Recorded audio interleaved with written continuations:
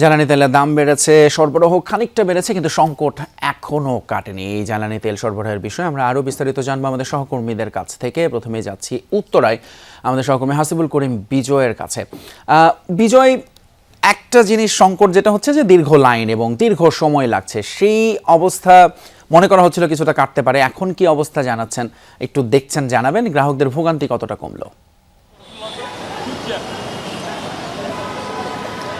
তিতুমির গ্রাহকদের ভোগান্তির কথা যদি বলি, সেটি কিন্তু এখনও রয়েই গিয়েছে এবং আমি এখন পর্যন্ত যে কয়টি পাম্পে গিয়েছি সব কয়টি পাম্পে আমি লম্বা লাইন দেখতে পেয়েছি। আপনি আমার পেছনে যদি দেখাই শুরুতেই, যে আপনি দেখতে পাচ্ছেন যে দীর্ঘ একটি লাইন রয়েছে, কিন্তু একটি স্বস্তির কথা হচ্ছে যে তেল পাচ্ছেন, গ্রাহক যারা রয়েছেন তারা তেল পাচ্ছেন। তেলের দাম বাড়ানোর পর থেকে তেলের সরবরাহ কিছুটা বেড়েছে, তবে সবাই যে আসলে তেল পাচ্ছেন তা না। তবে পাম্প মালিকদের সাথে কথা হয়েছে, যারা পাম্পের কর্তৃপক্ষ রয়েছে তারা বলছেন যে তারা মূলত আসলে যাদের কাছে ফুয়েল পাস রয়েছে, যারা মোটরসাইকেল চালক রয়েছেন, যাদের কাছে ফুয়েল পাস রয়েছে তাদের জন্য 1000 টাকার তেল, এবং যাদের কাছে আসলে ফুয়েল পাস নেই তারা আসলে 500 টাকার তেল পাচ্ছেন, এবং প্রাইভেট কারগুলোতে তারা তেল পাচ্ছেন 2 থেকে 3000 টাকা পর্যন্ত। তো এখন পর্যন্ত আমি এখন উত্তরার যে পাম্পটিতে রয়েছে, এই পাম্পটিতে তেল দেওয়া শুরু করেছে দুপুর 1টা নাগাদ থেকে। 1টার পর থেকে এখন পর্যন্ত তেল দেওয়া চলছে, এবং পাম্প কর্তৃপক্ষ আসলে যেটি বলছে যে তারা মূলত রেশনিং পদ্ধতি কেন অবলম্বন করছেন, কারণ লম্বা একটি লাইন তৈরি হয়েছে। অনেকেই অনেক সময় লম্বা লাইনে দাঁড়ানোর পরেও শেষ মুহূর্তে এসে তেল শেষ হয়ে যায়।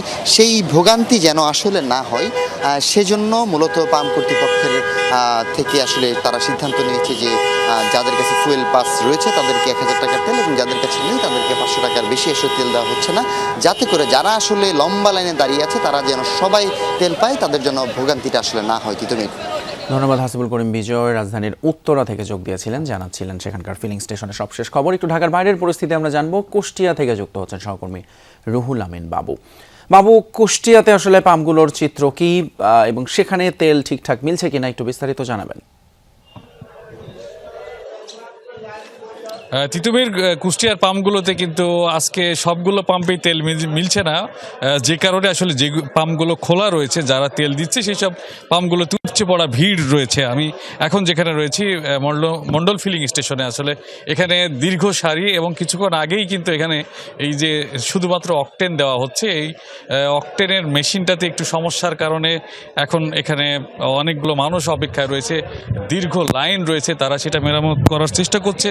যারা দীর্ঘক্ষণ অপেক্ষায় রয়েছে আসলে তারাও বিরক্ত হচ্ছেন, এবং এই যে তীব্র রোদ গরমের মধ্যে যারা অপেক্ষায় রয়েছেন তারাও আসলে অপেক্ষা করছেন যে আসলে কখন এটা ঠিক হবে এবং আবার তেল দেওয়া শুরু।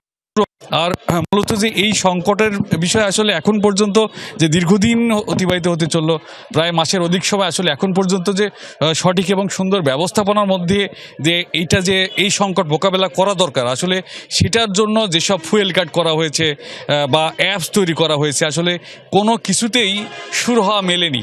এবং আরও একটি বিষয় আমরা যেটা বারবারই লক্ষ্য করেছি এবং বারবারই বলেছি যে আসলে সাধারণ মানুষ যারা রয়েছে বা অনেক অসাধু ব্যবসায়ীরা যারা রয়েছেন তারা তেলের মজুত করেছে, এবং পাশাপাশি আসলে আরও একটি সংকট তৈরি হয়েছে এই সংকটের মধ্যেই, সেটি হচ্ছে যে কৃষকদের জন্য যে ডিজেলের সংকট, অর্থাৎ প্রত্যন্ত অঞ্চলে কিন্তু যেসব চাষিরা রয়েছে যারা চাষবাসের সঙ্গে সম্পৃক্ত, তাদের যে ডিজেল সুবিধা দেওয়া দরকার যে পরিমাণ, তারা সেটিও পাচ্ছে না, এরকম ঘটনাও কিন্তু ঘটেছে।